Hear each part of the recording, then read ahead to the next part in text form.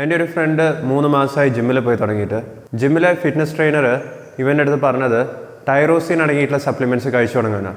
ഇവൻ എന്നെ വിളിച്ചത് ഈ ടൈറോസിൻ അടങ്ങിയിട്ടുള്ള സപ്ലിമെൻറ്റ്സ് കഴിക്കണോ, ഇത് കഴിച്ചാൽ എന്തെങ്കിലും പ്രശ്നം ഉണ്ടാവോ, ടൈറോസിനെ കൊണ്ട് എന്തെങ്കിലും ഹെൽത്ത് ബെനിഫിറ്റ് ഉണ്ടോ, ഇതൊക്കെ അറിയാനായിരുന്നു. ഹായ് ഫ്രണ്ട്സ്, ഞാൻ ഡോക്ടർ പ്രസൂൺ. ഇന്നത്തെ വീഡിയോ ടൈറോസിൻ സപ്ലിമെൻറ്റ്സിനെ കുറിച്ചാണ്. So welcome back to Dr Foodie. നമുക്ക് തുടങ്ങാം. ടൈറോസിൻ എന്ന് പറയുന്നത് ഒരു തരത്തിലുള്ള അമിനോ ആസിഡാണ്. നമ്മളുടെ ബോഡിയിൽ തന്നെ ഉൽപ്പാദിക്കാൻ പറ്റുന്ന തരത്തിലുള്ള അമിനോ ആസിഡാണ് ടൈറോസിൻ. അതായത് നോൺ ഇസെൻഷ്യൽ എന്ന് പറയാം. ഫിനൈൽ അലനിൻ എന്ന് പറഞ്ഞ മറ്റൊരു അമിനോ ആസിഡിൽ നിന്നാണ് നമ്മളുടെ ബോഡിയിൽ ടൈറോസിൻ എന്ന് പറഞ്ഞ അമിനോ ആസിഡിന് ഉൽപ്പാദിക്കുന്നത്. ഇത് കൂടാതെ ടൈറോസിൻ നമ്മൾ കഴിക്കുന്ന ഭക്ഷണത്തിലൂടെയും നമ്മളുടെ ശരീരത്തിലെത്താം. പ്രധാനമായിട്ടും ഡയറി ഫുഡ്, ഇറച്ചി, ഫിഷ്, നട്ട്സ്, സീഡ്സ്, ഇതിലെല്ലാം നല്ല രീതിയിൽ ടൈറോസിൻ അടങ്ങിയിട്ടുണ്ട്. ബ്രാഞ്ച്ഡ് ചെയിൻ അമിനോ ആസിഡ്സിലുള്ള പോലെ ഇസെൻഷ്യൽ ആയിട്ടുള്ളൊരു അമിനോ ആസിഡ് അല്ല ടൈറോസിൻ. എന്നാലും ടൈറോസിന് നമ്മുടെ ബോഡിയിൽ വലിയൊരു റോൾ ഉണ്ട്. കാരണം നമ്മളുടെ ബ്രെയിനിലാണെന്നുണ്ടെങ്കിലും സ്പൈനൽ കോഡിലാണെങ്കിലും ഓരോരോ സെല്ലുകളെ നമ്മൾ ന്യൂറോൺ എന്നാണ് പറയുന്നത്. ഈ ന്യൂറോൺസ് തമ്മിൽ കമ്മ്യൂണിക്കേറ്റ് ചെയ്യാൻ ഒരു ന്യൂറോൺ വഴി മറ്റൊരു ന്യൂറോണിലേക്ക് ഇലക്ട്രിക്കൽ ഇമ്പൾസ് എത്താൻ പലതരത്തിലുള്ള ന്യൂറോ ട്രാൻസ്മിറ്റേഴ്സ് വേണം. ഡോപ്പമിനും നോറെപ്പിനെഫ്രിനും ഇത്തരത്തിലുള്ള ന്യൂറോ ട്രാൻസ്മിറ്റേഴ്സിൻ്റെ എക്സാമ്പിളാണ്. ഇത്തരത്തിലുള്ള ന്യൂറോ ട്രാൻസ്മിറ്റേഴ്സ് ഉൽപ്പാദിക്കണമെങ്കിൽ ടൈറോസിൻ എന്ന് പറഞ്ഞ അമിനോ ആസിഡ് നമ്മളുടെ ബോഡിയിൽ ഉണ്ടാവണം. ഡോപ്പമിൻ, നോറെപ്പിനെഫ്രിൻ എന്നൊക്കെ പറയുന്ന കോമ്പൗണ്ട്സ് കാറ്റക്കോളമിൻ എന്ന് പറയുന്ന ഓർഗാനിക് കോമ്പൗണ്ട്സിന് അണ്ടറിലാണ് വരുന്നത്. ഇത്തരത്തിലുള്ള കാറ്റക്കോളമിൻസ് നിർമ്മിക്കാൻ ടൈറോസിൻ അത്യാവശ്യമാണ്.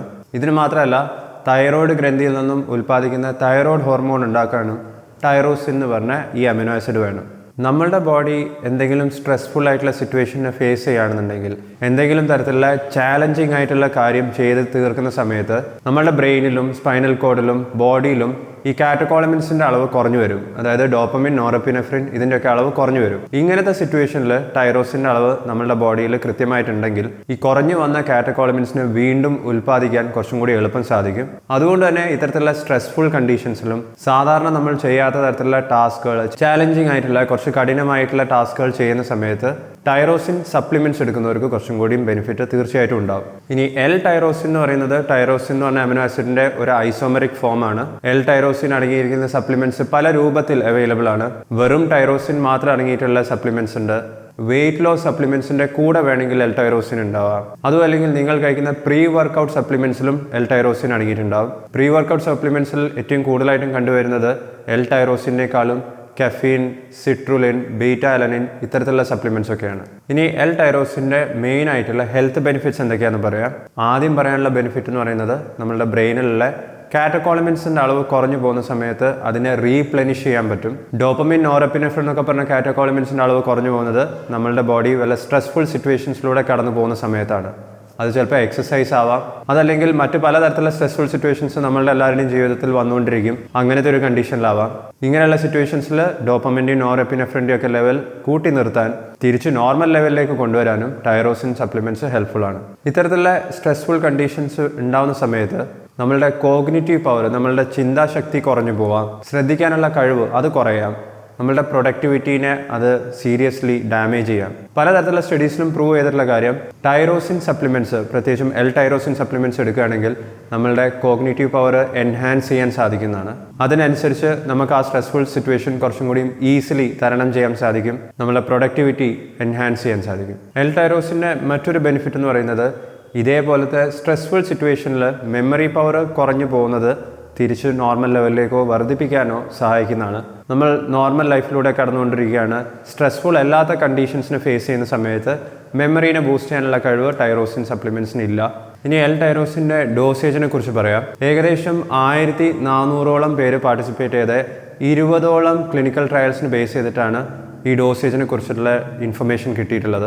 അത്തരത്തിലുള്ള ഒരു ക്ലിനിക്കൽ ട്രയൽ 2 ആഴ്ച ഡ്യൂറേഷൻ നീണ്ടു നിൽക്കുന്ന രീതിയിലായിരുന്നു. ഈ 2 ആഴ്ചയും ഓരോ ദിവസവും 2500 മില്ലിഗ്രാം എൽ ടൈറോസിൻ 3 നേരമായിട്ടാണ് പാർട്ടിസിപ്പൻസിന് കൊടുത്തത്. ഇങ്ങനെ കഴിച്ച സമയത്തൊന്നും സൈഡ് എഫക്ട്സ് ഒന്നും കണ്ടിട്ടുണ്ടായിരുന്നില്ല. മറ്റൊരു സ്റ്റഡിയിൽ ചെയ്തത് ബോഡി വെയ്റ്റിനനുസരിച്ചിട്ടാണ് ടൈറോസിൻ്റെ ഡോസ് അഡ്ജസ്റ്റ് ചെയ്തത്. ഓരോ കിലോഗ്രാം ബോഡി വെയ്റ്റിനും 150 മില്ലിഗ്രാം ടൈറോസിനാണ് ഈ സ്റ്റഡിയിൽ പാർട്ടിസിപ്പേറ്റ് ചെയ്തവർക്ക് കൊടുത്തത്. ഇതും ഒരു സേഫ് ആയിട്ടുള്ള ഡോസ് ആയിരുന്നു എന്നാണ് പറയുന്നത്. ഇനി സാധാരണ രീതിയിൽ നമ്മളുടെ മാർക്കറ്റിൽ അവൈലബിൾ ആയിരിക്കുന്ന എൽ ടൈറോസിൻ സപ്ലിമെൻറ്റ്സ് 500 മില്ലിഗ്രാം മുതൽ 2000 മില്ലിഗ്രാം അഥവാ 2 ഗ്രാം ഡോസിൽ അവൈലബിൾ ആണ്. ഇത് കഴിക്കേണ്ടത് സ്ട്രെസ്ഫുൾ ആയിട്ടുള്ള സിറ്റുവേഷൻ്റെ അരമണിക്കൂർ മുതൽ 1 മണിക്കൂർ മുമ്പെയാണ്. ഈ സ്ട്രെസ്ഫുൾ ആയിട്ടുള്ള സിറ്റുവേഷൻ ചിലപ്പം നിങ്ങളുടെ വീട്ടിൽ നിന്ന് ചെയ്യുന്ന വർക്കൗട്ട് ആവാം, അല്ലെങ്കിൽ ജിമ്മിൽ പോയിട്ട് ചെയ്യുന്ന വർക്കൗട്ട് ആവാം. ഇനി നിങ്ങൾ L-ടൈറോസിൻ സപ്ലിമെൻറ്റ്സ് സ്റ്റാർട്ട് ചെയ്യുകയാണെന്നുണ്ടെങ്കിൽ 150 മില്ലിഗ്രാമിന് പകരം 100 മില്ലിഗ്രാം പെർ കിലോഗ്രാം ഡോസിൽ സ്റ്റാർട്ട് ചെയ്യാം. അതായത് നിങ്ങളുടെ വെയിറ്റ് 75 കിലോ ഒക്കെ ആണെന്നുണ്ടെങ്കിൽ നിങ്ങൾക്ക് ഒരു ദിവസം 7500 മില്ലിഗ്രാം മുതൽ 10000 മില്ലിഗ്രാം വരെ, അതായത് 7.5 ഗ്രാം മുതൽ 10 ഗ്രാം വരെ ഒരു ദിവസം കഴിക്കാവുന്നതാണ്. ഈ ഡോസിൽ കഴിക്കുന്ന സമയത്ത് ഡൈജസ്റ്റീവ് പ്രോബ്ലംസ് ഒക്കെ തോന്നുകയാണെന്നുണ്ടെങ്കിൽ ഇത് ഒറ്റ പ്രാവശ്യം കഴിക്കുന്നതിന് പകരം 2 ഡോസാക്കി ഡിവൈഡ് ചെയ്യാം. ഈ 2 ഡോസും അരമണിക്കൂർ ഗ്യാപ്പ് ഇട്ടതിന് ശേഷം കഴിച്ചാൽ മതിയോ. ഇനി L-ടൈറോസിൻ സപ്ലിമെൻറ്റ്സിൻ്റെ പ്രധാനപ്പെട്ടുള്ള സൈഡ് എഫക്റ്റ് അല്ലെങ്കിൽ ഡ്രോബാക്ക് എന്താണെന്ന് ചോദിച്ചു കഴിഞ്ഞാൽ ഇതിൻ്റെ ആക്ഷൻ സ്ട്രെസ്ഫുൾ ആയിട്ടുള്ള സിറ്റുവേഷൻസ് ഫേസ് ചെയ്യുന്ന സമയത്ത് മാത്രമേ നമുക്ക് മനസ്സിലാവുള്ളൂ. അല്ലാത്ത സമയത്ത് L-ടൈറോസിൻ ഉപയോഗിച്ചിട്ട് കാറ്റക്കോളമിൻസ് കൂടുതലായി ഉൽപ്പാദിക്കുന്നൊന്നുമില്ല. അതുകൊണ്ട് തന്നെ നമ്മളുടെ തിങ്കിങ് കപ്പാസിറ്റി ആണെന്നുണ്ടെങ്കിലും മെമ്മറി പവർ ആണെന്നുണ്ടെങ്കിലും ആ സ്ട്രെസ്ഫുൾ സിറ്റുവേഷനെ മറികടക്കാൻ വേണ്ടിയിട്ടുള്ള നമ്മളുടെ ബോഡിയിൽ നടക്കുന്ന ചേഞ്ചസ് സ്ട്രെസ് ഇല്ലാത്ത സിറ്റുവേഷൻസിലൊന്നും നമുക്ക് മനസ്സിലാക്കാൻ സാധിക്കില്ല. അതുകൊണ്ട് ഫ്രീക്വൻ്റ് ആയിട്ടും വർക്കൗട്ട് ചെയ്യുന്നവർ, എക്സസൈസ് കൃത്യമായിട്ടും ചെയ്യുന്നവർക്കായിരിക്കും L-ടൈറോസിനെ കൊണ്ട് മെയിൻ ആയിട്ടുള്ള ബെനിഫിറ്റ്സ് കണ്ടുവരുന്നത്.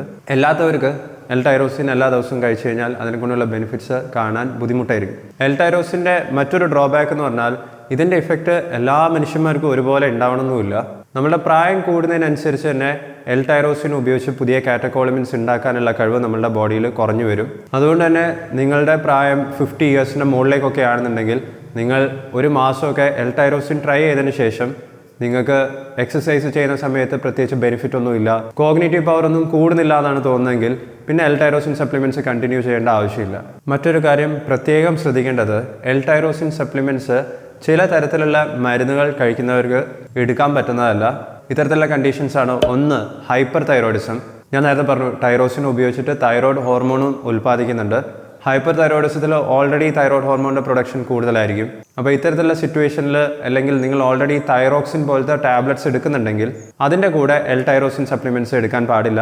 കോൺട്രാ ഇൻഡിക്കേറ്റഡ് ആണ്, കഴിക്കാൻ പാടില്ല എന്നാണ്. അതുപോലെ തന്നെയാണ് ടൈറോസിൻ കഴിച്ചു കഴിഞ്ഞാൽ ഡോപ്പമിൻ്റെ അളവ് കൂടുന്നുണ്ട്. അപ്പോൾ നിങ്ങൾ ഓൾറെഡി L-ഡോപ്പ പോലത്തെ മരുന്നുകൾ കഴിക്കുന്നുണ്ടെങ്കിൽ അത് പാർക്കിൻസൺസ് ഡിസീസിനാവാം, മറ്റേതെങ്കിലും ന്യൂറോളജിക്കൽ കണ്ടീഷൻസിന് നിങ്ങൾ L-ഡോപ്പ പോലത്തെ മരുന്ന് കഴിക്കുന്നുണ്ടെങ്കിൽ അതിൻ്റെ കൂടെയും L-ടൈറോസിൻ സപ്ലിമെൻറ്റ്സ് കഴിക്കാൻ പാടില്ല. ചില തരത്തിലുള്ള ആൻറ്റി സൈക്കോട്ടിക്സും ആൻറ്റി ഡിപ്രസൻ്റ് മരുന്നുണ്ട്. ഡിപ്രഷനും മൂഡ് ഡിസോർഡേഴ്സിനും സൈക്കോട്ടിക് കണ്ടീഷൻസിനൊക്കെ ഉപയോഗിക്കുന്ന ഇത്തരത്തിലുള്ള മരുന്നുകൾ, അതായത് മോണോ അമീൻ ഓക്സിഡേസ് ഇൻഹിബിറ്റേഴ്സ് എന്ന് പറഞ്ഞ കാറ്റഗറിയിൽ വരുന്ന മരുന്നുകളാണ്. അത്തരത്തിലുള്ള മരുന്നുകളുടെ കൂടെയും L-ടൈറോസിൻ സപ്ലിമെൻറ്റ്സ് എടുക്കാൻ പാടുള്ളതല്ല. അപ്പോൾ ഇത്തരത്തിലുള്ള മരുന്നുകൾ നിങ്ങൾ കഴിക്കുന്നുണ്ടെങ്കിൽ നിങ്ങൾക്ക് L-ടൈറോസിൻ സപ്ലിമെൻറ്റ്സ് എടുക്കുന്നതിന് മുമ്പേ തീർച്ചയായിട്ടും നിങ്ങളുടെ ഡോക്ടറെ കാണണം. ഡോക്ടറിൻ്റെ അറിവോ പെർമിഷനോ ഇല്ലാതെ ഇത്തരത്തിലുള്ള സപ്ലിമെൻറ്റ്സ്, ഇങ്ങനത്തെ മരുന്നുകൾ കഴിക്കുന്നവർ കഴിക്കാൻ പാടുള്ളതല്ല.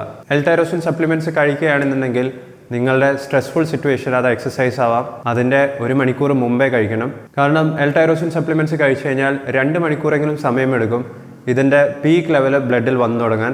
ബ്ലഡിൽ ടൈറോസിൻ്റെ പീക്ക് ലെവൽ വന്നു കഴിഞ്ഞാൽ പിന്നെ അതിൻ്റെ ആക്ഷൻ 8 മണിക്കൂർ വരെയൊക്കെ ഉണ്ടാവും. കാരണം അത്രയും സമയമെടുക്കും ഇത് ബ്ലഡ് വഴി ബ്രെയിനിലെത്താനും, ബ്രെയിനിൽ നിന്നും ടൈറോസിനെ ഡോപ്പമിനാക്കി മാറ്റാനും, ഡോപ്പമിനെ പിന്നെ നോറെപ്പിനെഫ്രിനൊക്കെ ആക്കി മാറ്റാൻ.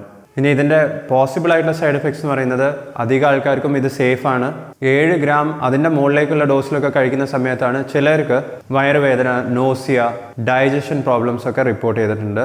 പക്ഷെ അതൊന്നും എല്ലാവർക്കും ഉണ്ടാവണമെന്ന് ഒരു നിർബന്ധവും. ഇനി L-ടൈറോസിനും തൈറോക്സിൻ എന്ന് പറഞ്ഞ തൈറോയിഡിൻ്റെ ഗുളികയും തമ്മിൽ കൺഫ്യൂഷൻ ഉണ്ടാക്കരുത്. രണ്ടും വേറെ വേറെയാണ്. തൈറോക്സിൻ എന്ന് പറയുന്നത് ഒരു ഹോർമോൺ സപ്ലിമെൻ്റ് ആണ്.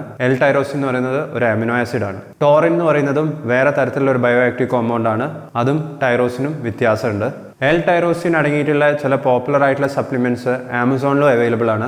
അതിൻ്റെ ലിങ്ക് നിങ്ങൾക്ക് ലൈക്ക് ബട്ടൻ്റെ താഴെ കാണാം. ഇനി എനിക്കറിയേണ്ടത്, നിങ്ങൾ കഴിക്കുന്ന പ്രീ വർക്കൗട്ട്സിലോ അല്ലെങ്കിൽ വെയിറ്റ് ലോസ് സപ്ലിമെൻറ്റ്സിലോ L-ടൈറോസിൻ അടങ്ങിയിട്ടുണ്ടോ ഇല്ലേ? ഉണ്ടെങ്കിൽ അത് എത്ര ഡോസിലാണ് അടങ്ങിയിട്ടുള്ളത്? ഈ കാര്യം ഒന്ന് കമൻറ്റ് ബോക്സിൽ രേഖപ്പെടുത്തുക. പ്രീ വർക്കൗട്ടും പോസ്റ്റ് വർക്കൗട്ടും ക്രിയാറ്റിൻ, വേ പ്രോട്ടീൻ സപ്ലിമെൻറ്റ്സ്, ഇതിനൊക്കെ കുറിച്ച് ഞാൻ പല വീഡിയോസും ചെയ്തിട്ടുണ്ട്. ആ വീഡിയോസൊക്കെ നിങ്ങൾക്ക് ഈ പ്ലേലിസ്റ്റിൽ കാണാവുന്നതാണ്. ബ്രാഞ്ച്ഡ് ചെയിൻ അമിനോ ആസിഡ്സിനെ കുറിച്ച് കൂടുതൽ അറിയണമെങ്കിൽ ഈ വീഡിയോ കാണുക. ഈ വീഡിയോ കണ്ടതിന് നന്ദി. ഞാൻ നിങ്ങളെ നെക്സ്റ്റ് വീഡിയോയിൽ കാണാം. ബൈ.